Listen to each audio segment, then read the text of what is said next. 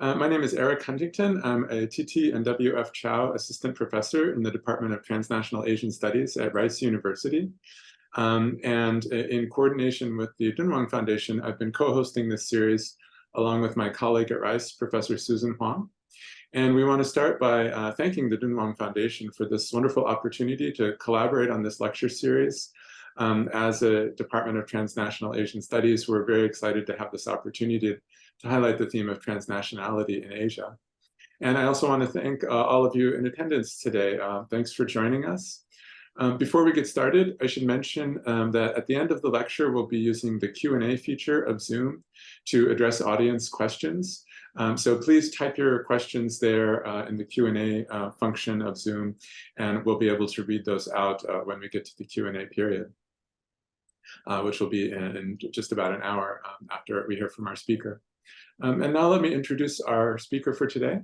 Dr. Anne Blackburn is the Old Dominion Foundation Professor in the Humanities at Cornell University. She received her BA from Swarthmore College and MA and PhD degrees from the University of Chicago.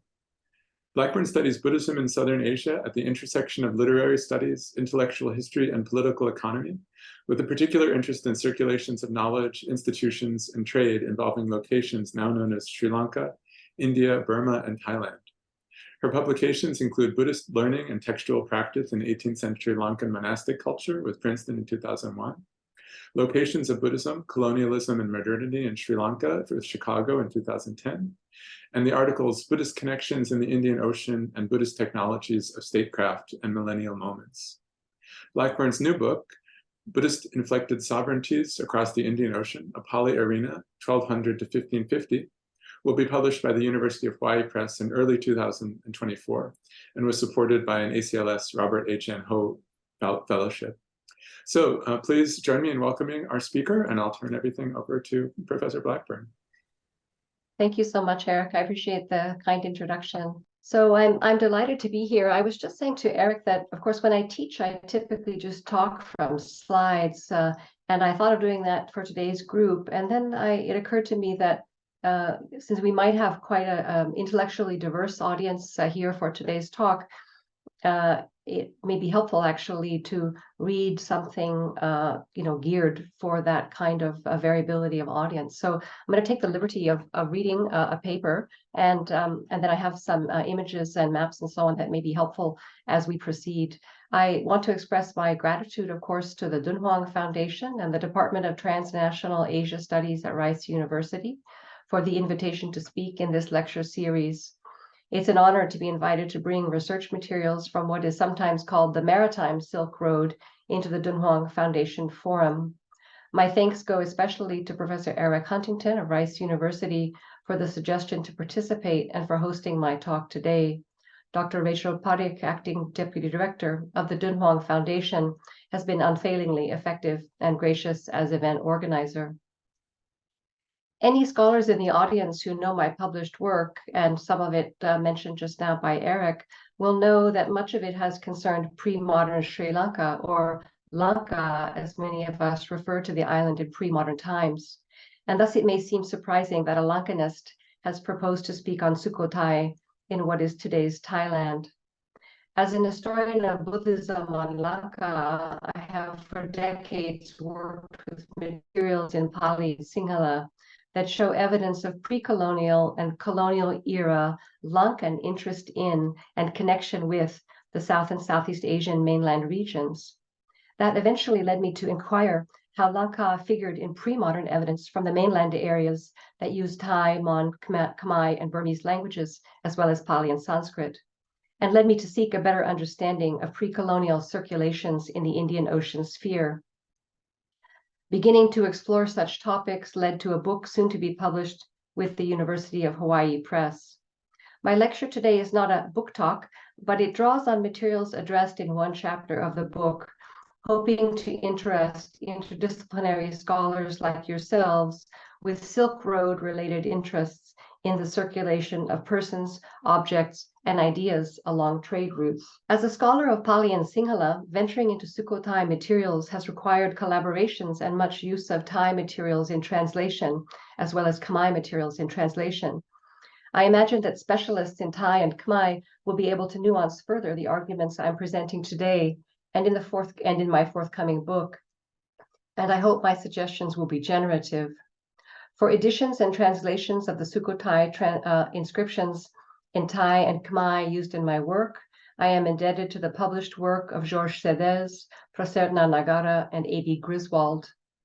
Let me express my very warm thanks and gratitude to Dr. Vinay Pongsipian and Dr. Hudangun Trongchai at the Princess Sirindorn Anthropology Center in Bangkok for extensive discussions of specific inscriptions from the later 14th century. This was informed by their new Thai language translations and studies of Sukhothai inscriptions. A lengthy conversation with Dr. Hudangun regarding technical terms in Khmer and Thai opened new vistas for me, for which I am deeply grateful. Of course, any infelicities in what follows are my responsibility. Today, I'll focus on a compact case study treating the Northern Thai polity of Sukhothai and looking at a body of evidence from the late 13th to the late 14th centuries.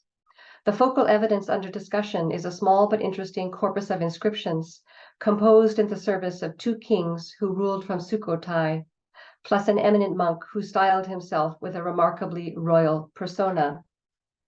Here you can see Sukhothai in a wider geographic context. Take a moment just to look at some names which may be familiar to many of you in the audience. I'm not sure who is here today because I can't see the list of participants, but we're looking at Sukhothai here, and I'll be speaking about upriver, downriver dynamics leading into the Indian Ocean geography. And an upcoming map will have more of a detail on that riverine aspect. Here's a visual note on the inscriptions that I'll be discussing further today. Inscription 1, a much talked about inscription from Sukhothai, also known as the Ramkhamhaeng or the Ramakhamhaeng inscription, dating to the late 13th or the early 14th century in Thai language. And I look at it in contrast with inscriptions associated with Mahadharmaraja I, ruler of Sukhothai, reigning approximately the middle to into at least the 1360s, and inscriptions associated with his reign we have in Thai, Khmer, and Pali language. And then talking about a monastic figure named for short Sri Shraddha, I'll introduce him with his full name and honorifics in a moment, active in the middle of the 14th century, for whom we have inscriptions in Thai language. And here, thanks to my colleague, Dr. Lawrence Chua, I have a view of one of Sukhothai's important complexes to give you a flavor for the scale and complexity of that built environment. As we go along today, we'll look at the inscriptional content of these Sukhothai inscriptions as indicating changes in the intellectual environment at Sukhothai. This will lead us to questions about the circulation and reception of languages, concepts, and narratives, which I propose must be answered with an eye on changes in Indian Ocean trading and political life, as well as the specific political conjunctures at late 14th century Sukhothai. So in a nutshell, from a small cluster of inscriptions, I'm going to move outward, demonstrating an analytical method that holds together transregional intellectual history, the history of Buddhist textuality and monastic culture, the political conjuncture in which sovereign arguments are made, and a diachronic perspective on trade and military routes as the connective tissue moving people, objects, and ideas. These ideas including models and repertoire for claiming sovereign authority. I follow a similar method in other case studies pursued in the forthcoming book with UHP. So my interest was drawn to the fact that the conceptual and argumentative approach to asserting royal authority in inscribed form changed at Sukhothai within less than a century. And this seems to me an interesting shift deserving of attention. Our only extant inscription from early Sukhothai, probably dating to the late 13th or early 14th century, does not make use of Buddhist narratives relating to Gautama Buddha's biography or past life Jataka stories involving royal characters, nor does it invoke the Sanskrit technical sciences, that is, Shastra. But by the last third of the 1300s, just about 3 generations later, the inscriptional personas of the ruling king and a high-ranking monk claiming royal lineage are suffused with such textuality. In that later period, the inscriptions are also emphatic about putting the protagonists onto the larger stage of Buddhasasana geography and history, with a particular emphasis on Lankan Buddhist sites and narratives. In what follows, we'll take the following steps. First, I'll present some substantial excerpts from the Sukhothai inscriptions so that you have a first-hand sense of the discursive shifts that interest me, a flavor for these inscriptions. Then I'll briefly mention mainland regional textual influences that may have shaped the deepening engagement with Buddhist narratives and Shastric learning at Sukhothai. From there, I will focus on specific elements of the later Sukhothai inscriptions that connect to the island of Lanka. And then I want to think about how and why Lanka is figuring so strongly in the Sukhothai royalist imagination of the later 1300s. And at this point, we connect to Indian Ocean studies, as well as to the political conjuncture of mid to late 14th century Sukhothai. So it's a bit of a whirlwind tour, but I think these kinds of lectures are for just that. And hopefully there's something of interest for many of you, and we can pick up further in the Q&A. So now introducing Sukhothai. A few moments ago, I showed a slide of Sukhothai in the context of other mainland locations and the Indian Ocean. This slide is a contemporary one, but I use it to highlight the river systems connecting the locations I discussed today. Look especially, if you could follow my pointer, at where Sukhothai sits on the Ping Chao Phraya river systems that move down through this area and eventually into what we now call, at least in some languages, the Gulf of Siam and the Indian Ocean. In the late first millennium CE, Thai migrants began to move from what is now southern China and Vietnam into territories comprising the northern parts of this Ping Chao Phraya river system. These migrations appear to have been catalyzed partly by Chinese military activity and perhaps later also by Mongol raids, while riverine commercial possibilities also beckoned. Borrowing the language used by Sri Lankan historian Michael Roberts, describing demographic shifts across the island's geography, we could say that a combination of push and pull factors contributed to the expansion of Thai into the region of interest to today's talk. By the 13th century, the Thai had consolidated small-scale polities or city-states, referred to as muang in Thai languages, at numerous points along the river system running north-south. They entered a social terrain already shaped by other social groups, including those using Khmer and Mon languages. Some of these people were migrants from locations further south, it's likely. Sukhothai emerged toward the end of the 13th century, and at least by the middle of the 14th century, it aspired to control a number of the city-states along the Ping River. The Sukhothai inscriptions, detailing battles, treaties, fortifications, and attempts to mobilize ritual protection of ruler and realm, suggest that Sukhothai's political and military ambitions were not easily achieved. Sukhothai was increasingly subordinated to Ayutthaya in the 15th century, later than the period on which today's talk focuses. But even earlier, the growth of Ayutthaya during the 14th century affected Sukhothai, and that relates to the story I'll tell today. Ayutthaya gradually became a military and economic force in the Indian Ocean arena. although its own historiographic traditions refer to 1341 as the date of that polity's establishment. The formative history of Ayutthaya is understood to lie in the 13th century rise of a kingdom known as Xi'an in Chinese sources. Xi'an was recognized as a significant player in Indian Ocean commerce and militarism by at least 1292, the year of its first tribute mission to China. Ayutthaya's developing maritime urban center required labor and commodities. These were partly obtained by military raids to the north along the river system, and this affected Ayutthaya's interest in Sukhothai and other northern locations. Ayutthaya's influence in what we now call in English the Gulf of Siam and the Indonesian archipelago grew during the 1300s, the period I speak about today. This was followed by expanding control over the Upper Malay Peninsula in the middle 1440s.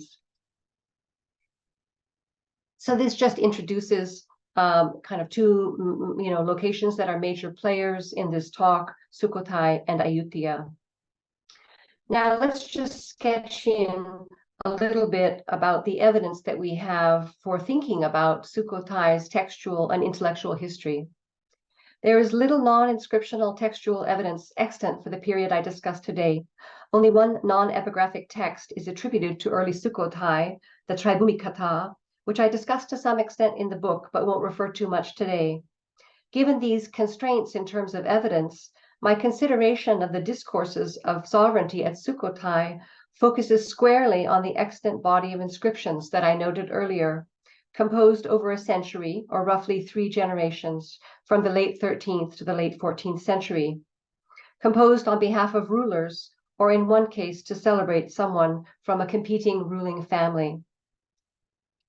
Rather than interpreting these inscriptions based on later Vangsa and Tamnan texts, which are history and lineage texts, we could say, such as the Tamnan Wat Padang and Jinakala Mali, as has often been done by scholars in the past, I stick close to the Sukhothai inscriptions themselves when investigating concepts, themes, similes, and arguments. Approached this way, one limits anachronism, and the diachronic contrasts within a century come into sharper view, generating interesting data for historians to consider.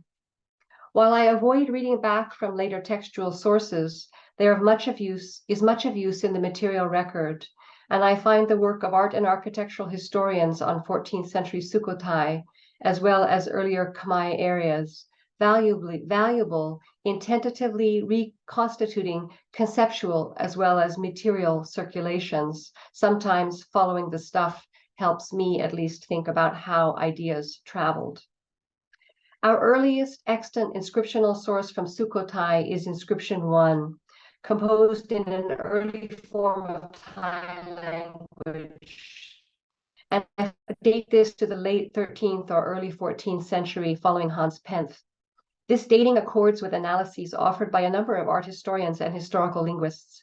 As some members of today's audience likely will know, Inscription 1 was the subject of considerable controversy in the 1980s and 1990s, as scholars debated the possibility that the inscription was not composed in the later 13th century, as scholars had initially supposed, based on a 1292 date internal to the inscription. A rich body of scholarship developed in response to this controversy, to which art historians, linguists, archaeologists, and epigraphers contributed. I have benefited from these arguments. Based on such studies, as well as the way in which Inscription 1 treats Buddhist concepts and institutions, I understand Inscription 1 as indicating an early and experimental phase of Sukhothai's formation and its approaches to politics. This contrasts strongly with what we see in inscriptions composed a few decades later.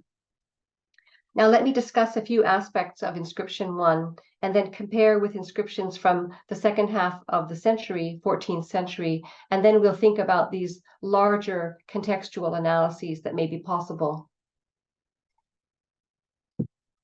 Inscription 1 is the earliest textual evidence from which to write Sukhothai into histories of Buddhism and Buddhist intellectual history. While only this inscription from the period remains, perhaps others were composed in the same period.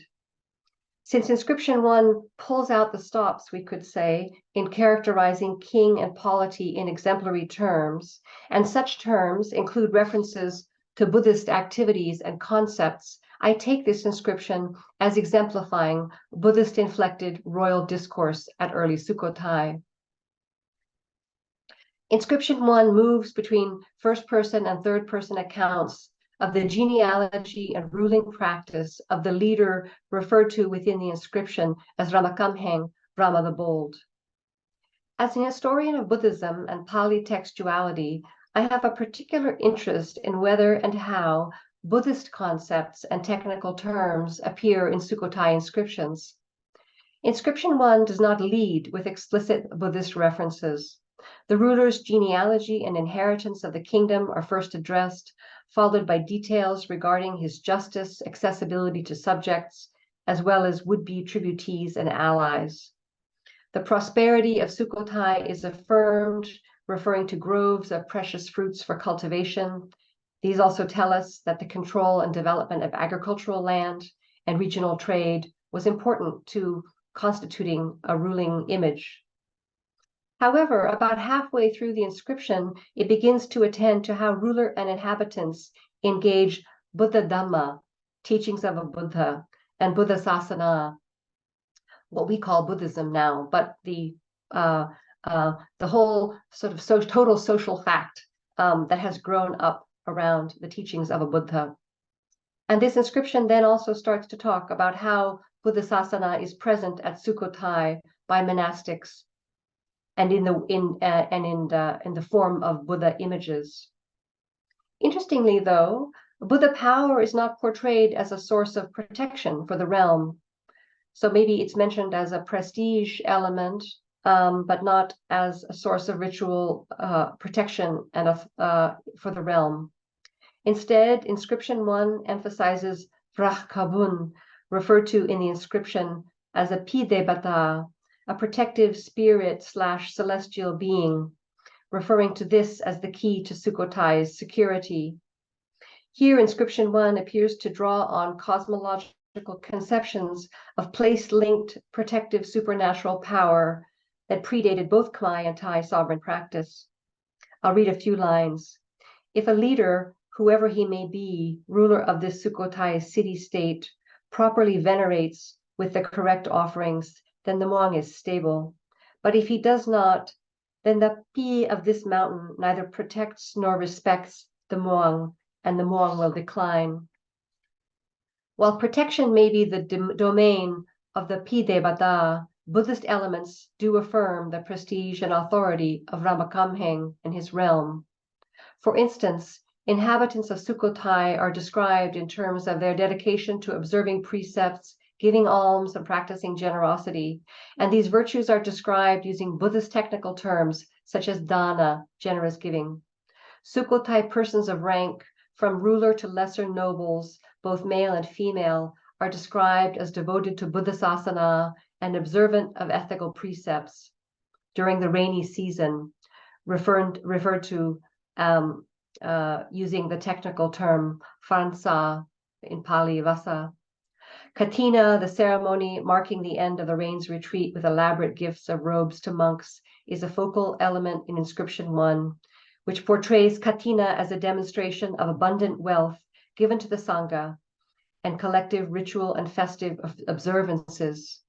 Katina festivities are described as a sign of Sukhothai's prosperity and virtue. Buddhist institutions in Buddhist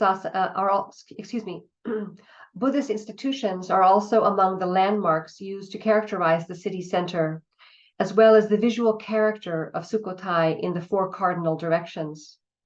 I'll quote now from the inscription's own account of the city's built environment. In the center of this Sukhothai city-state, there are ritual enclosures, pihan, viharas in Pali. There are gold statues of Buddha. There is a statue of Buddha measuring 18 cubits. There are large statues of Buddha and those of large and medium size. There are monks. And here the section of the inscription is damaged, but it may refer to monks of varied ranks. What interested me about these references in this part of the Sukhothai inscription was that these elements related to Buddha Sasana are not given much in the way of specific identification. We're not told about a Buddha image called such and such, or a vihara named so and so, or a monk of a certain name and rank in detail, but rather we are introduced to these as generic forms. Similarly, generalized references to aspects of Buddha Sasana are included in the discussions of the geographies to the east, north, and south of the city center. However, the inscription identifies the city's western quadrant with a monk and residence supported by the ruler, and suggests that the king was making use of a monastic outsider to govern the Sukhothai Sangha. Let me read another passage from the inscription. Quote, "To the west of this Sukhothai city, there is the Aranyaka, which I take to mean a monastic residence associated with a monk described in terms of forest dwelling."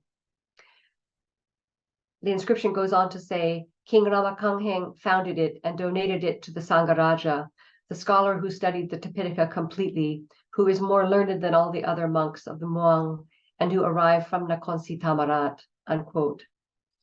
And this is the sort of richest detail that we have in inscription 1 concerning elements of Buddha Sasana at Sukhothai in relation to royal power. Now, some of you in the audience today may have considerable familiarity with other royal inscriptions from South and Southeast Asia, and may already be reflecting on what we don't find in inscription 1.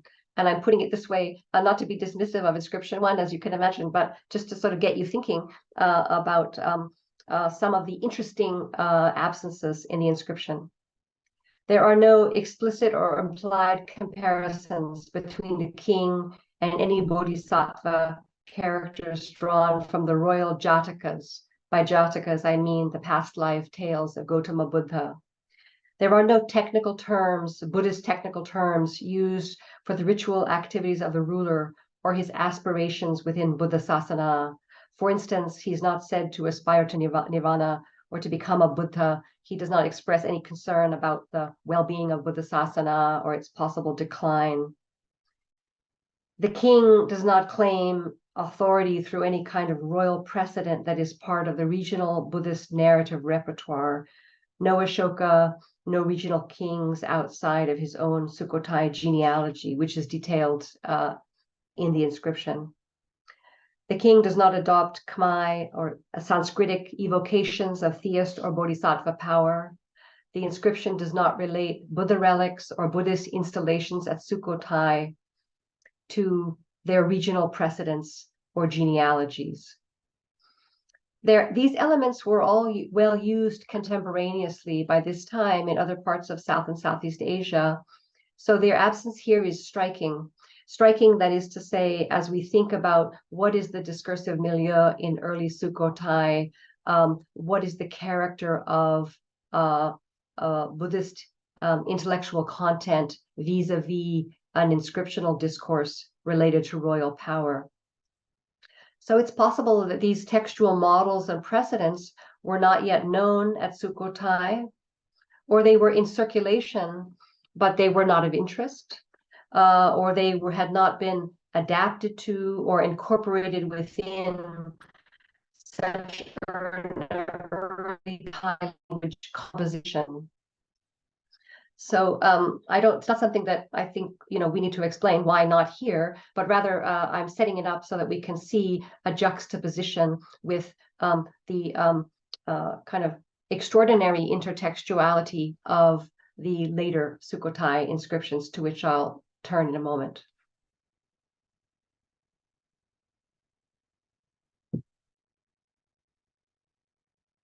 So let's fast forward 3 generations.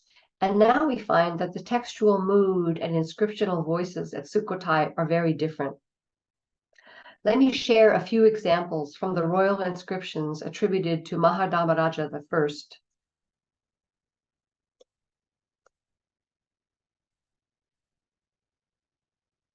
Whose regnal dates at Sukhothai are uncertain, but perhaps he took the throne in 1347. We'll also look at the Pali inscription attributed to his Sangharaja, apparently his highest ranking monk at the time. And we'll also look at inscriptions attributed to a different monk who celebrates a self-ascribed royal genealogy. And this monk is named in the inscriptions Sri Shraddha Raja Chulamuni Sri Ratanalanka Dipa Mahasami. And I use Sri Shraddha as the shorthand for him in what follows.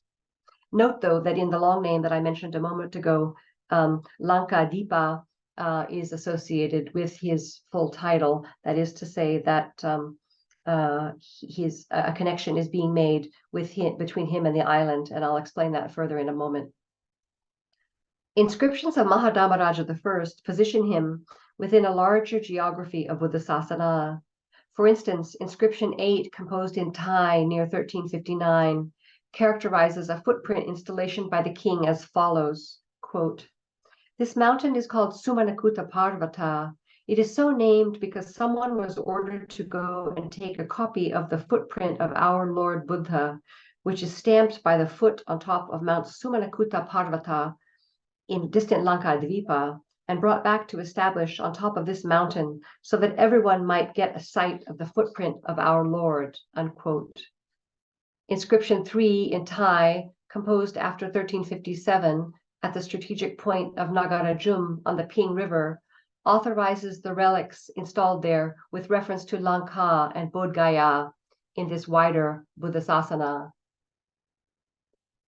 Quote, "This precious relic is not a common one, but it is a real relic brought from faraway Lankadvipa, some seeds from the Sri Mahabodhi tree under which our Lord Buddha was sitting when he defeated the arma of King Mara Adiraja and attained the omniscience of Buddhahood, have also been brought here and planted behind this reliquary monument. If anyone pujas, that is, does offering to this precious relic and Sri Mahabodhi tree, he will get the same result. In Thai, it is pala anisang, as if he had done puja to our living Lord. What I mentioned does not come from myself. It is Buddha who told us," unquote. Describing the monk who becomes the king Sangharaja of Sukhothai, inscription 4 stresses his transregional connections.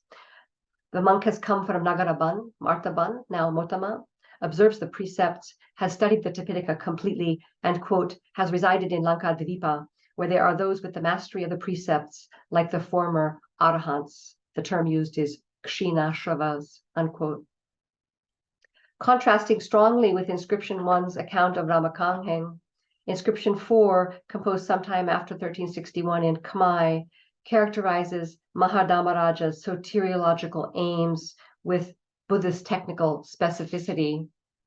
Quote, "When he was being ordained and undertaking to observe the precepts, standing up with his hands raised in homage to the golden statue, to the Tipitaka kept in the royal palace, and to the Mahasami Sangharaja, the king made this resolve," and the word here used is adhisthana. He is said to resolve, quote, as the fruit of the merit by being thus ordained in the sasana of our Lord, I seek to obtain neither the felicities of a Chakravartin ruler, nor of an Indra, nor of a Brahma. I seek only to become a Buddha so as to lead all creatures across the 3 conditions of existence," unquote. Here, note this technical term, adhisthana, used to formally constitute his karmic future, as well as the intertextual gesture towards the felicitous rebirths, Indra Sampati, Brahma Sampati, Chakrabarti Sampati. In the same inscription, Mahadharmaraja I is also depicted in terms drawn from Sanskrit knowledge systems and other Indic theologies. He is referred to as a king learned in, quote, "the Vedas, the Shastras, and the Agamas, Dharma, Nyaya, and its applications. For example, Jyoti Shastra, the years, months, solar, and lunar eclipses," unquote.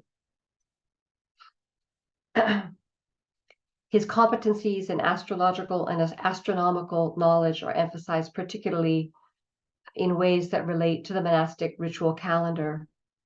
Inscription 6, composed in Pali at roughly the same time and attributed to the Sangaraja who had arrived from Motama, contains many evocations of royal Jataka tales. Although portions of the inscription are badly damaged, undamaged sections commemorate Mahadamaraja I's ordination as a Samanera and then as a bhikkhu. The inscription is an extended argument for the king's virtue and authority. This develops through an intensive use of Jataka references, all of which portray the king in comparison to the past royal lives of Gautama Buddha to be, thus underscoring Mahadamaraja's sovereignty as well as his path to Buddhahood. For instance, the king is described, quote, like Vesantara in generosity, dana, like King Silava in virtue, sila.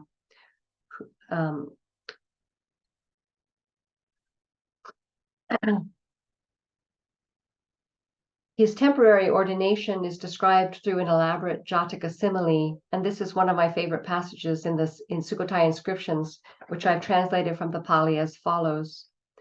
Describing the king as renouncer, the inscription reads, some of you in the audience, I think, will know some of these stories, so you'll appreciate the allusions, which is why I'm reading them out in part.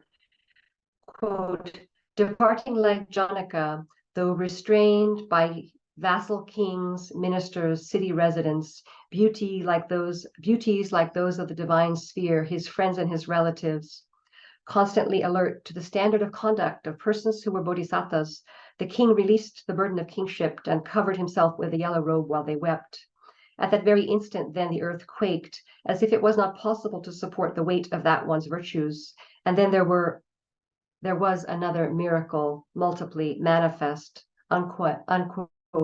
So in other words, the miracles are affirming the king's progress to Buddhahood. The assimilation of Jataka narratives into these later Sukhothai inscriptions is also clear from inscription 2, composed in Thai.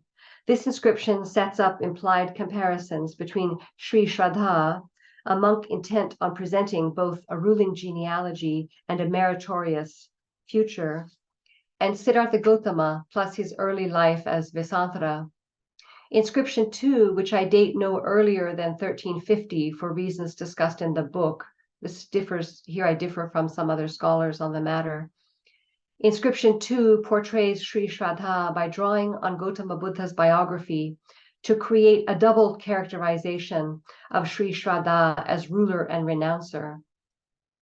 He is described as leaving home and embracing the monastic path at the age that Gautama Buddha to be renounced the palace. Sri Shraddha departs home after the death of his son, teaches a painful lesson in impermanence, as the Buddha to be is suddenly shocked by signs of aging and sickness. This part of the inscription reads, it's quite badly damaged, but the part that is legible here reads, quote, he saw that this world of rebirths is impermanent, impersonal, without stability. And then some ellipses, quote, renounced his varna and leave his home. In his eagerness to become a Buddha, he left the world of riches to become an ascetic, unquote. And prior to this departure described in the inscription reports that he offered his wife and daughters, quote, as a gift, unquote, invoking Gautama Buddha's past life as Vesantara, when he offered his wife and children in the quest for virtue.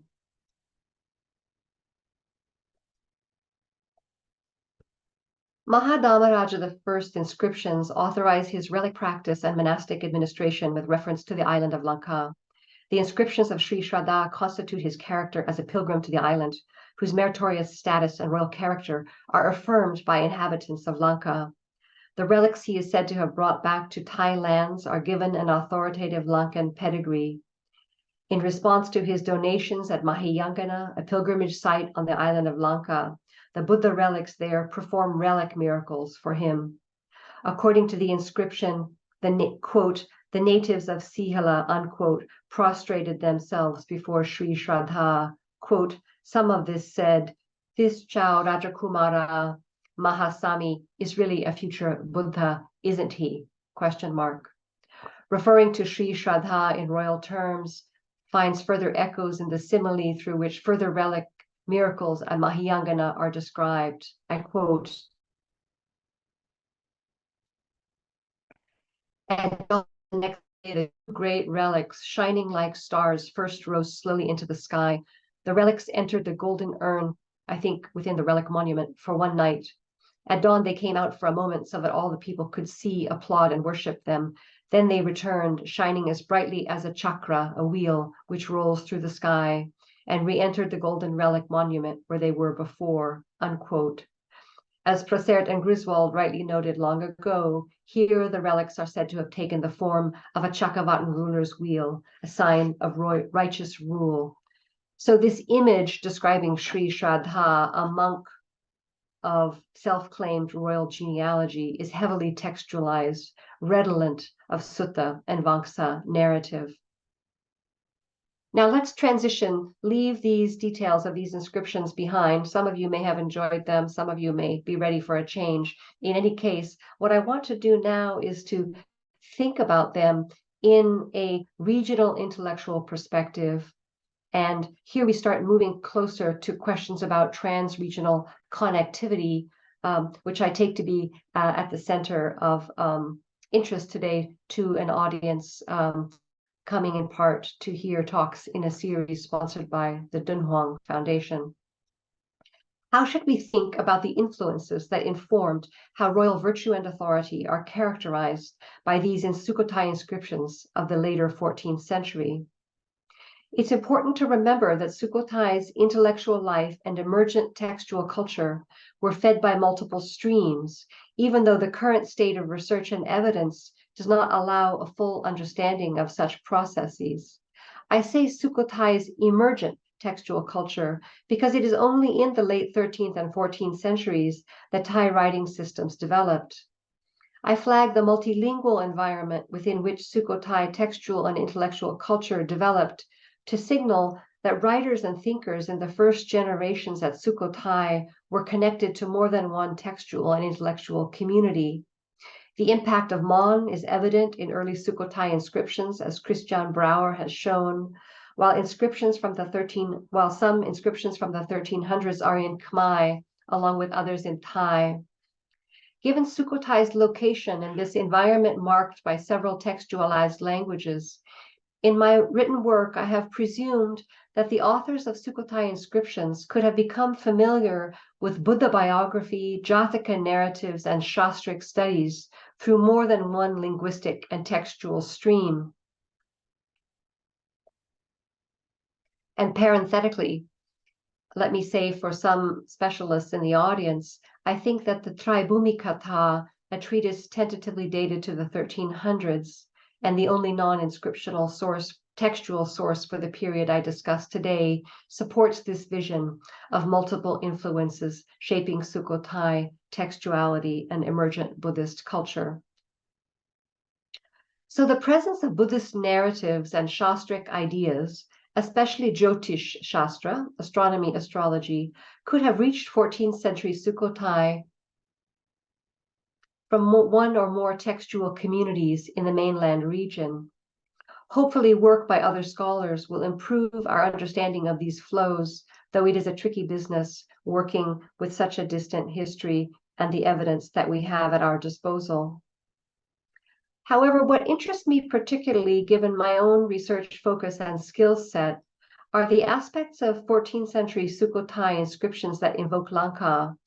Well, I should say what interests me particularly today are the aspects of 14th century Sukhothai inscriptions that invoke Lanka. In the book, I treat this from some other directions as well. And I'm especially interested today in those that show familiarity with Lankan geographical locations and texts composed on the island. Even more striking are certain cases where this Lankan material is historically quite close to or contemporary with the era of Mahadharmaraja I and Sri Shraddha themselves, because this suggests connectivity happening quite quickly between Sukhothai and Lankan locations. So to remind you, for instance, among the examples I read earlier, the inscriptions celebrating Sri Shraddha refer to several Buddha relic monuments and pilgrimage locations from the island of Lanka. The terms in which some of these are described are quite close to descriptions in the mid-first millennium Pali work called Mahavamsa, which was composed at Anuradhapura on the island. The Sukhothai inscriptions also place Sri Shraddha at Gampola, a 14th century royal capital on Lanka, discussing the city in terms not yet textualized at that time in transregional Pali materials. This seems to indicate visits to Gampola and/or oral reporting about Gampola at Sukhothai. As Philip Friedrich has shown, one reference in the Sukhothai inscriptions connects Sri Shraddha to Gampola's leading Buddhist monk Dhammakiti, who was himself a transregional figure active in Andhra Pradesh as well as on Lanka. In other inscriptions mentioned earlier in this talk, where Mahardhamaraja I authorizes his strategic footprint relics in relation to an originary Lankan footprint made by Gautama Buddha, the king Dharmaraja I refers to this site using the name familiar from the 1st century Pali Vamsa, while also describing the protective and transformative power of the footprint relic in ways very close to a much more recent text, the 13th century Samantakutta Varnana, composed in Pali by Videhatera in the Lankan southwest. There is further confirmation of ties between Sukhothai and Lanka, whether direct or indirect, in stylistic changes in Sukhothai's Buddhist architecture. While elements apparently drawn from Lankan precedents are evident even earlier than the 14th century, Betty Gosling has argued for the impact of Lanka's Gampola architectural style.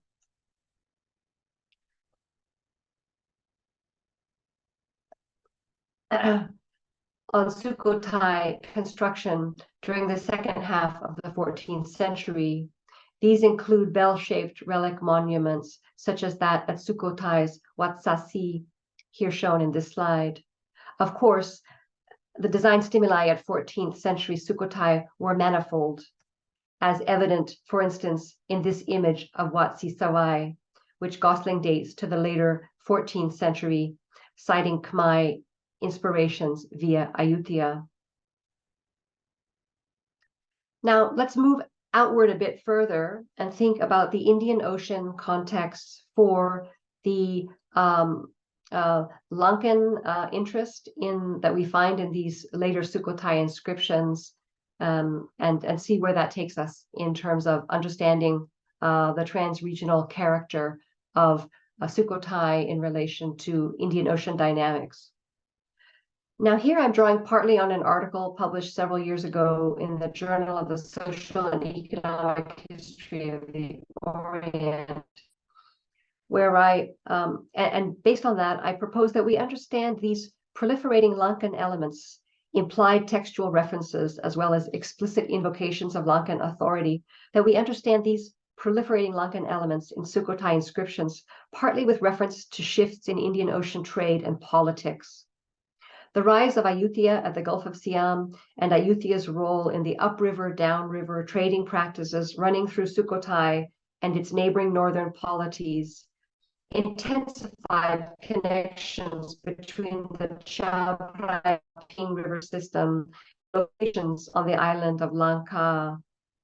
The account of Sri Shraddha's travels, operated by Inscription 2, supports this proposal, as do the inscriptions of Mahardhamaraja I, that emphasize strategic river locations. The account of Sri Shraddha's journey to Lanka in Inscription 2 is a sign of changes underway in the relationship between Thai and Lankan persons and institutions, as Thai Buddhists began to make direct contact with the island, rather than mediating their contact through southern maritime realms such as Nakhon Si Thammarat and Motama, where Lankan-trained monks appear to have resided earlier.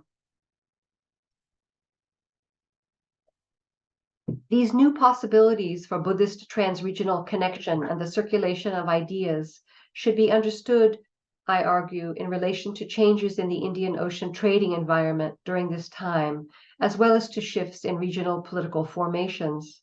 As many in this Zoom room probably know, trading practices and political relationships shifted significantly during the later 13th and 14th centuries in the area encompassing the Bay of Bengal, Lanka, and the Malay Peninsula.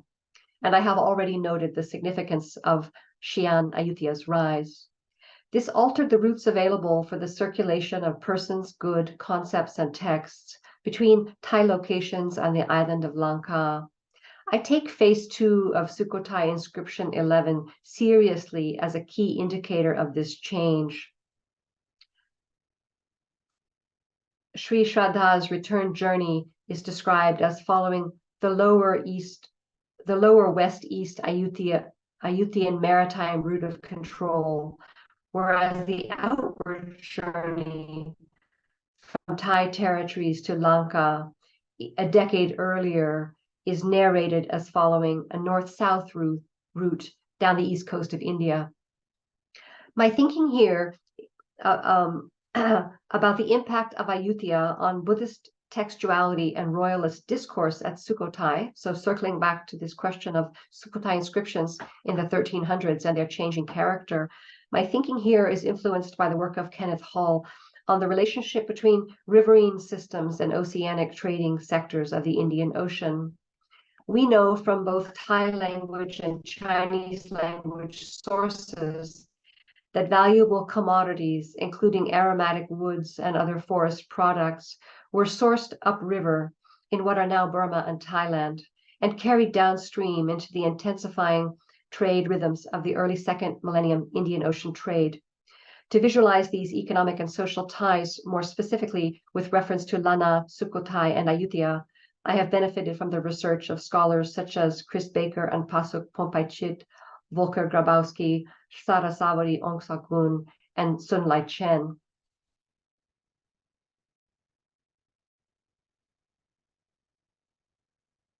While the intensified connectivity between Lankan environments and Sukhothai certainly helps to explain the availability of new argumentative pathways used to articulate power and authority, such as we see in the later 14th century inscriptions I introduced earlier, by which I mean, for instance, the Jataka textuality, the references to Lanka, and so on, connective changes do not themselves explain the vigor with which these new forms of discourse and argument were embraced. So we have opportunity, but something more needs to be said in order to understand the attractiveness of this claim making with reference to Lanka. As I see it, claim making via Lanka was a particularly productive point of leverage in relation to regional and local mainland politics at Sukhothai. Mahadharmaraja I's approach to installing Buddha footprints on strategic hilltops claimed by him interests me as a likely conjunction of Lankan and Khmer inspirations. As I explained further in my book, I see this ruler of Sukhothai adapting a Khmer approach to the royal built environment while using potent objects associated with the island of Lanka rather than with any mainland Buddhist source. We know that the travel and enshrinement of Buddha relics were and still are used at the union of personal and cosmological protection and political power. What interests me particularly is the choices made in such relic installations and their descriptions. Since these deployments of potent objects were argumentative, that is, through installations, patrons made claims. While Mahadharmaraja's inscriptions connect his sovereign power to potent objects associated with Lanka and to a lesser extent the Indic mainland, his approach to footprint installation may have been informed by prior Khmer techniques of attesting to sovereignty through the built environment, and perhaps also informed by pre-Khmer understandings of potent landscape. The continued use of Khmer titles and language in Sukhothai inscriptions from this period attests to the ongoing prestige of Khmer cultural forms, even when Khmer sovereigns no longer exercised control in the area. And there is ample evidence of Khmer impacts in the built environment at Sukhothai and nearby prior to the 14th century. My thinking along these lines has been shaped by the work of art historian Jean Boisselier and Hiram Woodward, who show the presence of Jayavarman VII era that is late 12th and early 13th century construction at Sukhothai, just 3 to 4 decades prior to the emergence of Sukhothai as an independent polity. More specifically, Hedwiga Mulzer-Onaten's argument about Jayavarman VII's, quote, iconographic program, unquote, at Lopburi and Sukhothai has been illuminating. I discuss the details more in the book, but here I just want to suggest briefly that a Khmer approach to communicating royal authority in the built environment was well known in the Sukhothai area, and that there was recent precedent for communicating the power of rule and the protective capacity of the ruler's deity or Buddha through a visual program involving royally sponsored and strategically placed ritual objects. Thus, I suggest that at Sukhothai, during the reign of Mahadharmaraja I, prior modalities for making sovereign arguments through the built environment were adapted to powerful Buddha relics, in turn authorized by Lankan narratives. In this context, the authority of Lanka was stressed in royal epigraphic discourse rather than Khmer precedent.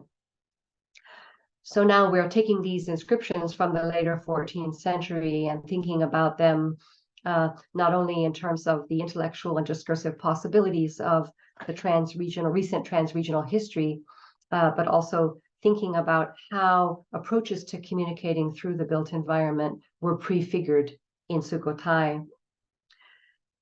The fact that the Mahadharmaraja inscriptions ascribe the source of Buddha footprints to Lanka is even more interesting since, as observed by Michel Lauriard and Hiram Woodward, extant Sukhothai Buddha footprints do not match exactly what we know of Lankan models, but rather show other mainland influences.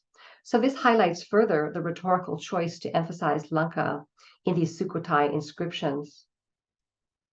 It seems to me that the invocation of Lanka in the Sukhothai inscriptions was argumentatively astute at the 14th century in Sukhothai. Lanka offered an historically deep association with Buddhasasana that was independent of political and military contestation on the mainland. As such, it was arguably an attractive and low-risk source of prestige and authority, comparable giving a depth of history and authority comparable to other mainland cultural spheres with deep Indic and Buddhist associations. I'm thinking here of the Khmer and the Mon. In putting it this way, I do not mean to suggest that there was some kind of systematic review and choice among pathways of royal argumentation at the court of Mahadharmaraja I. I don't think about this as epigraphers having a full menu of options and choosing among them in that sense, but rather I'm aiming to present a context for thinking about something like resonance, an historical moment in which new textual repertoires and argumentative pathways may have seemed apropos. I have written more about Sri Shraddha elsewhere, and some in today's audience may have read that, so I'll just speak very briefly about his political conjuncture here. Sri Shraddha's inscriptions identify him as someone with a claim on the throne of Sukhothai, and as we have seen, his inscriptions emphasize the conjunction of sovereign and enlightened Buddhist futures.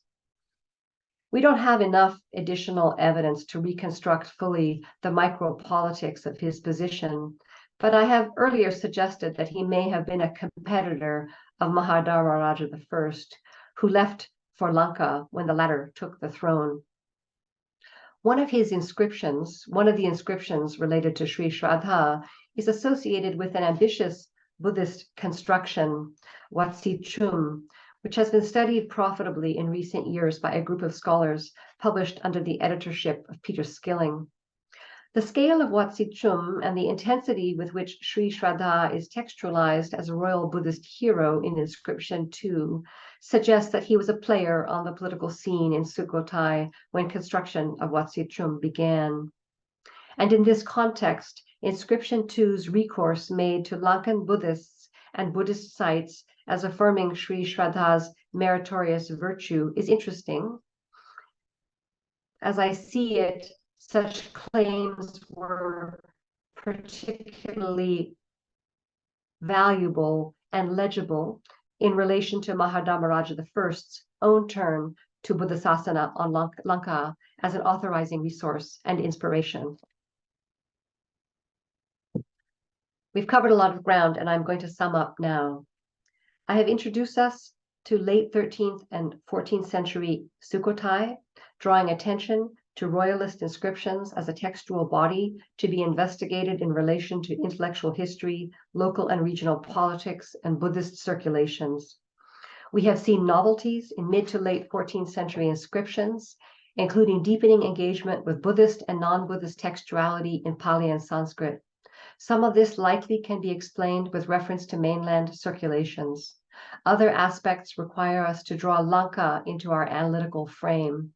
In turn, this raises questions about the circulation of persons, texts, objects, and ideas, which I approach with a diachronic view of Indian Ocean trade, including its riverine extensions along the Chao Phraya Ping River system. Yet when thinking about the reception of circulating phenomena, it is important to keep in mind complex historical regional antecedents at Sukhothai, related especially to Khmer and Mon activities. In essence, the method I have tried to exemplify today, and with more detail in the larger book project, tries to write textual and intellectual histories in relation to circulatory processes, alert both to novelty and to how earlier histories constrained and prefigured the reception and localization of new concepts and arguments. Thank you. Thank you, Professor Blackburn. That was a really fantastic talk and a great example of how to examine something in such thorough depth, but also making these really broad connections to art and architecture and history and trade and politics. I really enjoyed that. We are going to open this up now to questions from the audience. So please use the Q&A feature of Zoom. Type your questions to us. I will read them aloud so everyone can hear them. And we've got some time to address a conversation here. I'll just see if anybody's questions start coming in. Maybe while we're waiting for the first question, I can ask one of my own. I have quite a few. I was just wondering if you could perhaps, I'm always interested in comparisons, place this in the context of other kinds of transnational relationships in different periods and different regions. Are the processes that you describe in terms of starting out with sort of generic Buddhist terminology and then getting more specific, or starting out with intermediary relationships and then getting more direct, are those things that you see as patterns across many different kinds of transnational relationships, or are there specific things about this particular context that you would like to draw out?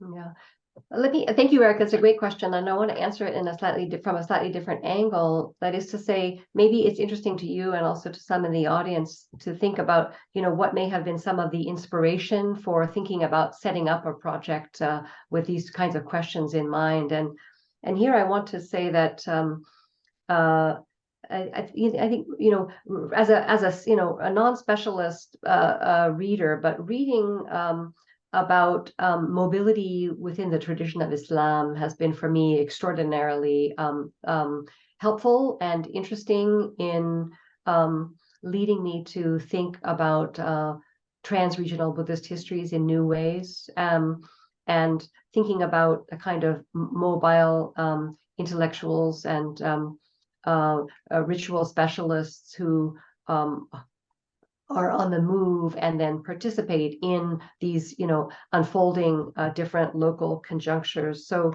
that's on my mind as a source of stimulating comparison.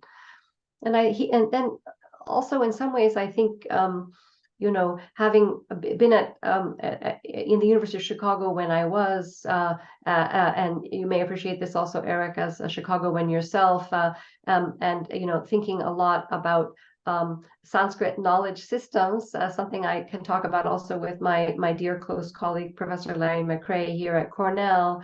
I have been thinking about the, especially I suppose the poets, right? The kings of Kavya who moved around subcontinental areas, finding their birth, in part as a matter of chance and necessity, but then also, of course, contributing to the transformation of intellectual life in these specific instances. I guess one of the things that interests me is the element of the element of personal contingency in these histories. That is to say, we can lay out these larger stories about changes in trade relationship, and we can trace certain changing patterns in discourse, intellectual repertoire, and so on. And I find that deeply interesting.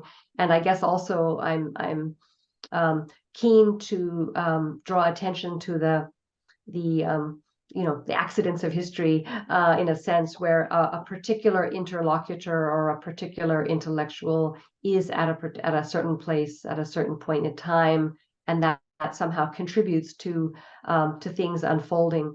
We can't, for my materials and my period, we can't always fully reconstitute that history, but we can see traces of it, and those traces are quite fascinating to me.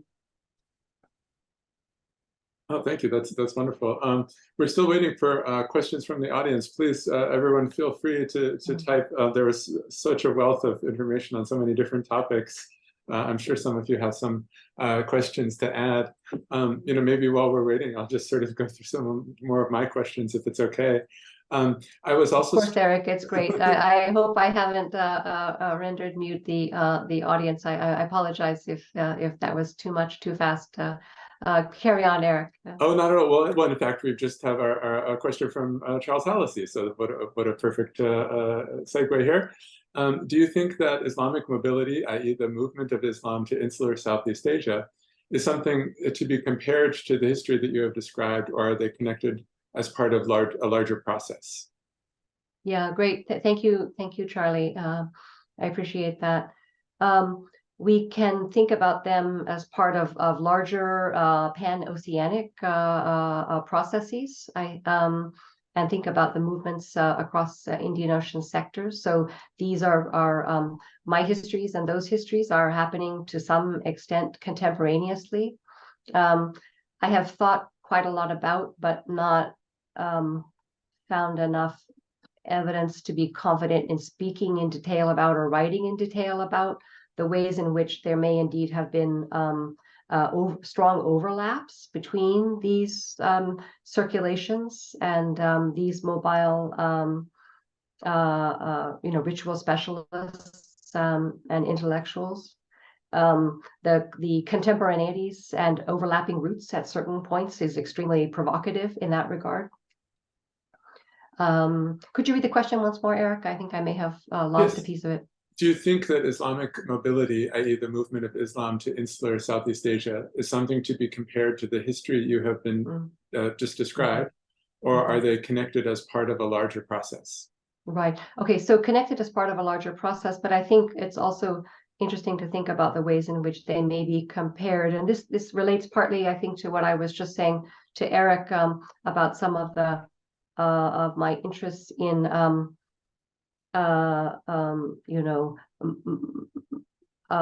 human mobility, arrival, intellectual, technical communication, and then what happens next in a particular, local locale. It's for a long time, as you know, Charlie, and some others will know maybe in my work, I have been quite interested broadly in processes of localization and reception. And I think that one of the things that the work on the mobile history of Islam can teach us is to be on the lookout for specific political conjunctures in which new knowledge systems, if you will, new sophisticated intellectual projects on offer are particularly welcome, evident, resonant, valuable, useful, and so on. And so here, in a kind of radically non-specialist way, I'm thinking a bit about, the arrival of Islam in sultanates, in insular Southeast Asia, and that kind of thing. here my work has been shaped by the scholarship of many dear colleagues. Oh, thank you. Well, keep the questions coming. In the meantime, let me also ask. I was struck by the fact that in the inscriptions you focused a lot on Jataka tales and sort of comparisons of kingship and things like that. And of course, also the transmission of relics and things like that. But when you talked about the material culture and the built environment, you focused especially on things like Buddha footprints, planting of Bodhi tree seeds as more on the relic side. I'm wondering, do we have examples of sculptures or artwork that depict the same Jatakas that are described in the inscriptions, or do we have a sense from artwork and other sources of a sort of larger corpus of stories and Buddhist material that might have been available that might give us some sense of how they might have picked particular things to mention in the inscriptions? Yeah, we cannot detail this with any kind of perfect specificity for Sukhothai. One of the things that is thought-provoking, I think, where we have a clearer, larger extent oeuvre, a visual program relating to Jatakas, is materials from Burma. And that's to some extent outside my wheelhouse, as they say. But one of the things that I've been thinking about a lot vis-a-vis these Sukhothai materials is, the ways in which some of these narratives were in circulation in the larger region. And here I am, engaging in some kind of informed speculation, but it seems to me not unlikely that one of the sources of interest in the sort of Jataka oeuvre was through Pagan and other circulations to Burma. Given the Mon language connections, it would seem to have been quite feasible. So even though we can't, as best I understand it, link up these visual programs at Sukhothai, perfectly to these kinds of inscriptional claims, we can think a little bit about the efflorescence of this kind of textual culture in the region. And certainly we know that was, powerfully developed in Lanka already by this time. So at a certain point in the talk, I was moving pretty quickly, but I was talking about the fact that there would likely be multiple streams of potentially feeding the intellectual and textual, environment at Sukhothai in this time of emergent Thai textuality, Pali use, and then new deployments of Khmer and so on.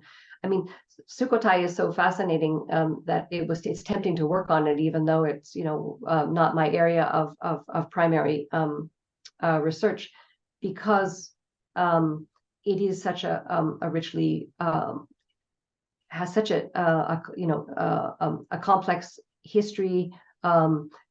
And the possible streams shaping it are really really manifold. So it's a fascinating set of problems. I think Forrest Miguel has a follow-up maybe to my question. What about visual representations of Jatakas at Wat Sichum in Sukhothai? Yes, that material is the Wat Sichum work, which we know is useful for thinking about the power of Jataka, the power of Jataka narratives at this point in time, and is another indication of the. So I'm not sure what word I want to use. The naturalness, I think, is the word I want. The naturalness of exploring Buddha biography and authority in this way. We have also, I think there's a question as well as several laudatory comments in Trent Walker's message here. I've very much enjoyed following your talks on this book project over the years, and I'm looking forward to reading and learning from it. I'm curious about some of the lines of inquiry your research raised that you did not have a chance to pursue in the book, and that you hope to pursue yourself, or you hope others will follow up in later work. Could you share more about some of these potential questions to explore? I'm particularly curious about the implications of your work for later periods, such as the 15th to 18th centuries. Thank you, Trent. I look forward to many conversations to come.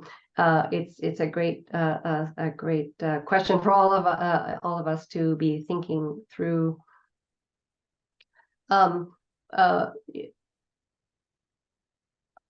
mean, one of the things that I'm hopeful about is that perhaps this, necessarily somewhat preliminary work of mine on Sukhothai may provide a new vantage point or a jumping off point for scholars who are working in with materials from Haripunchai and Chiang Mai, from both contemporaneous and somewhat later Khmer contexts, and also in Upper Burma. So in a sense, one of the things that I think that field I think would benefit from specialist scholars in these areas speaking together more about transregional potential histories of, or histories that we could begin to conjecture as transregional intellectual histories. And in many cases the research has not been done, but in other cases the research is there, but the implications of it hasn't always been drawn out, or it's not, we haven't yet kind of connected it up to other relevant research. So I guess in one sense you could say that this book project of mine is a plea for collaborative of work on the topics that I begin to gesture towards in the book itself. I mean, I'm aware that there are there are extraordinary limits on how we can reconstitute and understand the pre-modern intellectual histories of Southeast Asia, certainly for the Thai context in this early period. We have a limited body of inscriptions, and we have somewhat late manuscripts and so on. And yet, perhaps there is still room for more conversation and beginning to tease out, what I think of as the kind of intertextual references and the evocation of certain kinds of discursive repertoire. In your area, Trent, but well outside my own area of specific competency, is to understand, the Khmer world, feeding into Sukhothai in various ways at this time, and what is the conversation that unfolds between Sukhothai or a variety of Thai polities and Cambodia, including the sort of so-called perhaps Theravadan period. I mean, the new work that's been published by Ashley Thompson and colleagues, looking at Khmer Buddhist art history, architecture, and textuality, and you've contributed to this work, Trent. That new work, I think provides a tremendous opportunity for conversation with colleagues who are working in Thai later pre-modern Thai materials. And there's much more of a conversation to be had. I think exactly how to have it, I'm not certain, but I think there is more of a conversation to be had between scholars like yourself who work on pre-modern Khmer and Pali, and scholars who are working contemporaneously on Lanka. One of the difficulties, I think, is that this kind of siloed nature of academic training and research, and of course the funding structures are set up that way, promotion structures are set up that way. It's a very vexing problem. So I would leave it there for the moment. Forrest McGill notes about the Watsichum that they seem to show Angkorian and Sri Lankan elements as well as others. I don't know if you wanted to comment on that or not. Yeah, I think that it's a appreciate the observation.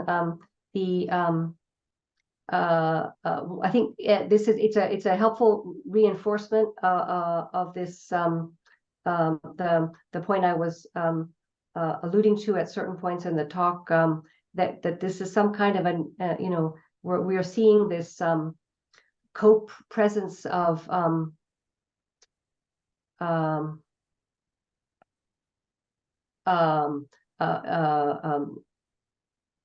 like sort of what I'm thinking both about content and style influences, but I'm also thinking about visual programs as citational. And in the larger project that I've written out, I've tried to talk about how I understand this idea of citation.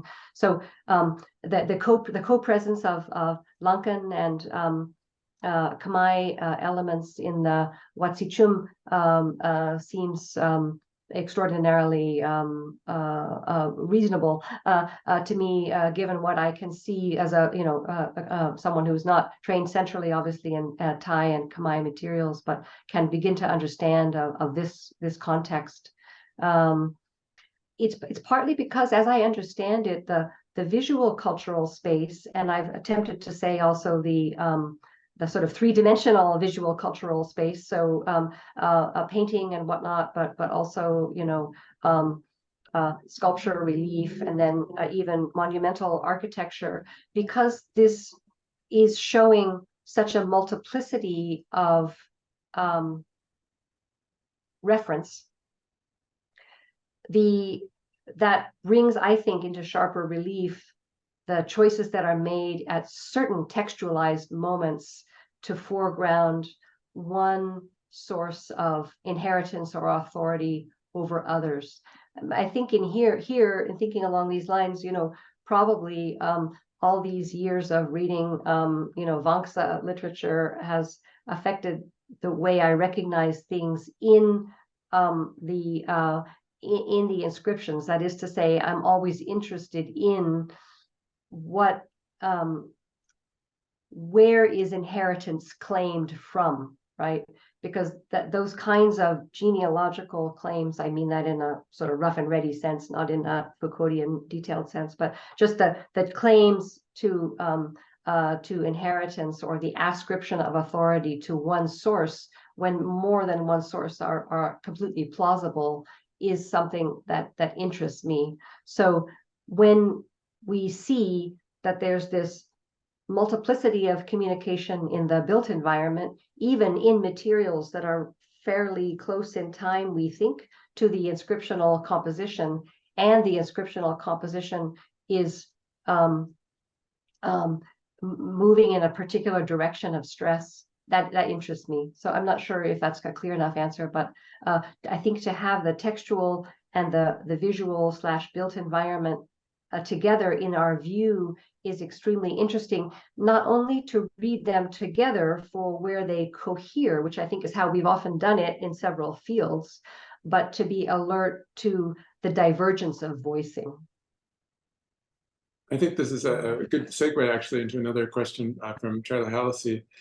Do you think that the imagined Lanka in the Sukhothai inscriptions reflects or is in contrast to the historical reality of Lanka at that time? If it is in contrast, is that connected to Sukhothai's use of the image of Lanka as a resource for self-understanding? Mm-hmm. Yeah, it's great, Charlie. I really appreciate the question.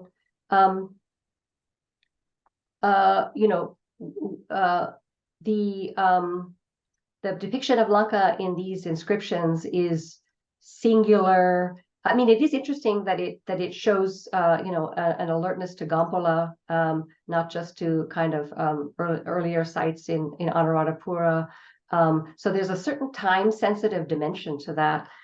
And I take seriously the possibility that Sri Shraddha traveled to Lanka. I think is not at all unlikely. It's not necessarily the case as we've had some discussions. Some scholars have had discussions about this, but I think it's quite likely that he was in fact in Lanka, partly because of the details about the route and partly because of the way in which Gampola is described. But so my point here now, Charlie, I'm leading to an answer, is that given that I think Sri Shraddha or the people writing on his behalf did have some specific understanding of Lanka in real time in the 14th century. It is in that context, of course, interesting that